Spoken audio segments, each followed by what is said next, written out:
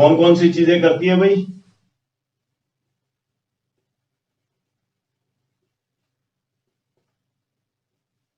हवा, पानी, हिम और मनुष्य। ठीक है, तो ये सब जो कारक है ये किसमें सहायक होते हैं? निक्षेपण में। ठीक है, और निक्षेपण से अलग ही प्रकार की स्थलाकृतियां बनती है। ठीक है, तो अपक्षय से भी स्थलाकृतियां बनती है, अपर्दन से भी स्थलाकृतियां बनती है पृथ्वी पर, और निक्षेपण से भी क्या बनती है? स्थलाकृतियां बनती है। तो हम लिख सकते हैं कि अपक्षय, अपर्दन तथा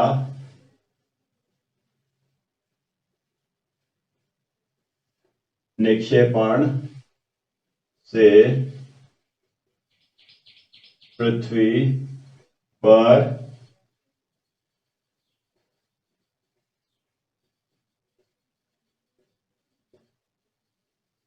स्थलाकृतियों का निर्माण होता है। ठीक है, तो अपक्षय से भी होता है, अपर्दन से भी होता है और निक्षेपण से भी होता है। इन तीनों कार्यों से क्या होता है? पृथ्वी पर बहुत बड़ी बड़ी अलग अलग स्थलाकृतियों का निर्माण होता है। लेकिन इन स्थलाकृतियों के निर्माण में जो सहायक कारक है वो है हवा, पानी और हिम। तो अब हम देखते हैं कि पानी मतलब कहां बहती है? बहता हुआ पानी नदियां। ठीक है, और पानी दूसरी जगह कहां होता है? समुद्र। ठीक है, हवा, हवा तो बहती रहती है। ठीक है, तो अब हम इनके जो है इनके द्वारा बनाई गई मुख्य स्थलाकृतियों को समझेंगे। ठीक है, तो अब हम प्रारंभ करते हैं। सबसे पहले पानी को लेते हैं, और पानी में भी क्या लेंगे? नदियां।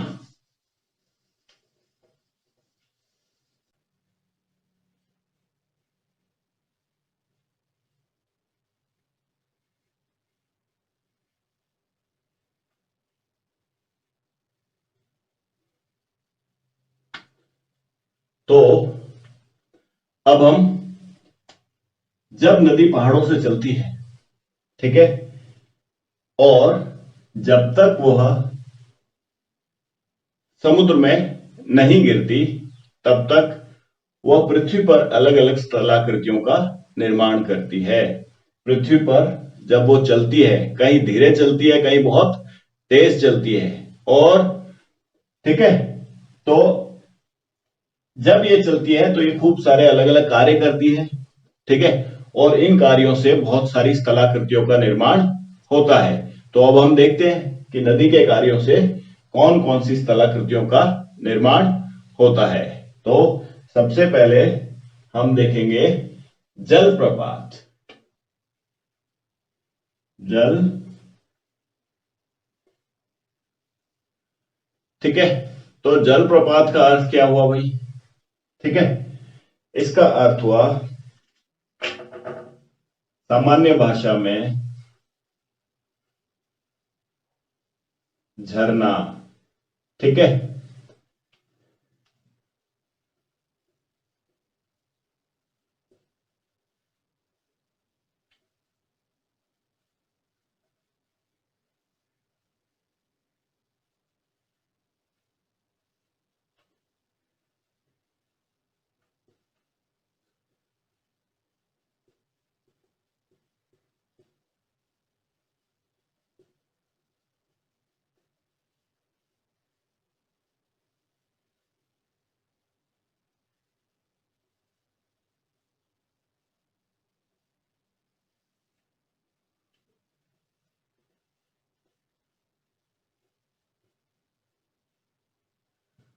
अब देखिए पानी चल रहा है नदी के रूप में। ठीक है, और अचानक से क्या हो गया? ढलान आ गई, ठीक है, तो क्या हो जाएगा, बहुत ऊंचे स्थान से पानी क्या हो जाएगा, नीचे गिरेगा, ठीक है। और इसी को हम लोग क्या कहते हैं, जल प्रपात। तो अब देखिए जल प्रपात का निर्माण दो तरीके से होता है सामान्यतः, ठीक है।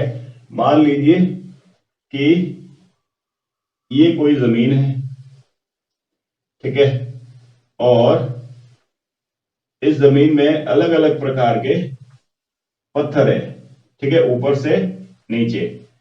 अब ध्यान दीजिएगा कि मान लीजिए ये नदी इधर से आ रही है चलते हुए, ये जो लाल रंग है इससे मैं नदी दिखा रहा हूं, और ये जो पत्थर है, ये जो शैलें हैं, ठीक है, ये क्या है, बहुत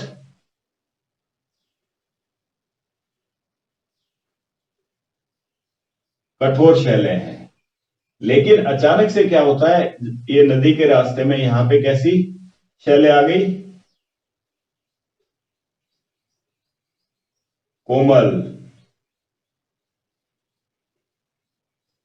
कोमल, ठीक है।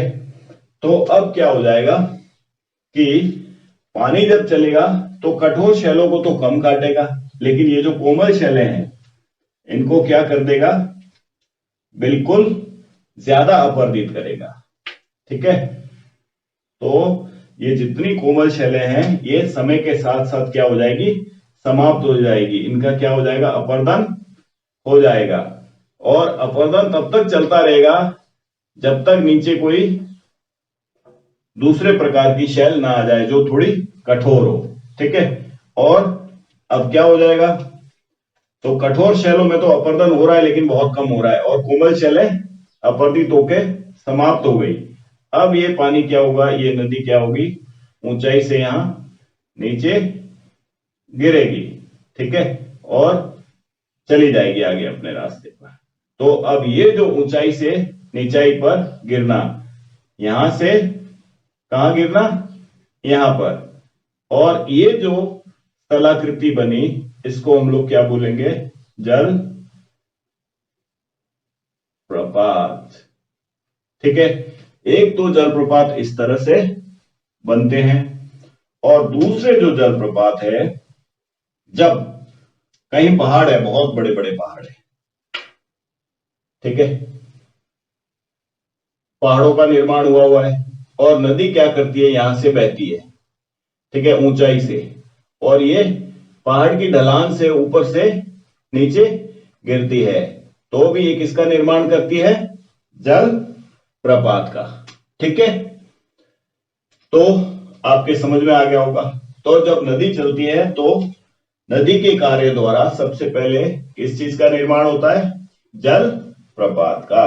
जल प्रपात यानी झरना, ओके। तो अब हम आगे बढ़ते हैं, और जो नदी अगले स्थलाकृति का निर्माण करती है उस पर चर्चा करते हैं।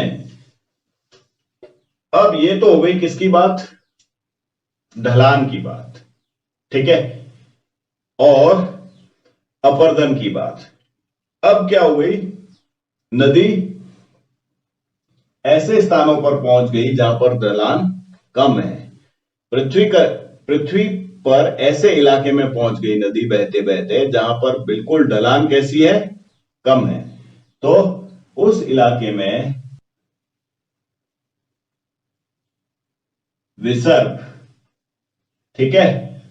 तो अब मैं आप लोगों को बताऊंगा कि विसर्ग क्या होता है, ठीक है। मान लीजिए अब नदी चल रही है, तो नदी कैसे इलाकों में पहुंच गई, मैदानी क्षेत्र में। नदी चलते चलते कहां पर पहुंच गई, मैदानी क्षेत्र में। अब मैदानी क्षेत्र में क्या होता है कि नदी की जो गति है, स्पीड है, वो क्या हो जाएगी, कम हो जाएगी। गति क्या हो जाएगी, कम होती है, ठीक। अब आगे देखिए, मैदानी क्षेत्र में आ गई, नदी की जो गति है वो क्या हो गई, कम हो गई। तो अब क्या होती है, अब क्या होता है कि नदी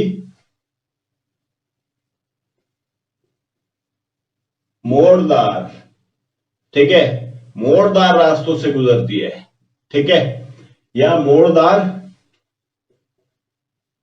मार्ग से बहती है, और उस मोड़दार मार्ग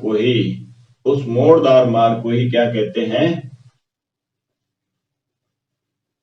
विसर्प कहते हैं।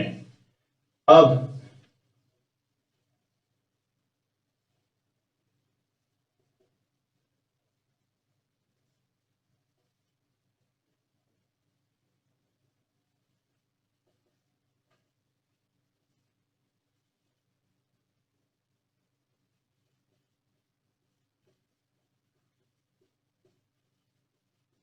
और ये जो विसर्प होता है, ये सांप जैसे टेढ़ा मेढ़ा चलता है ना, वैसे होता है। अब मैं आपको विसर्प का चित्र बनाकर दिखाता हूं। मान लीजिए ये जो है,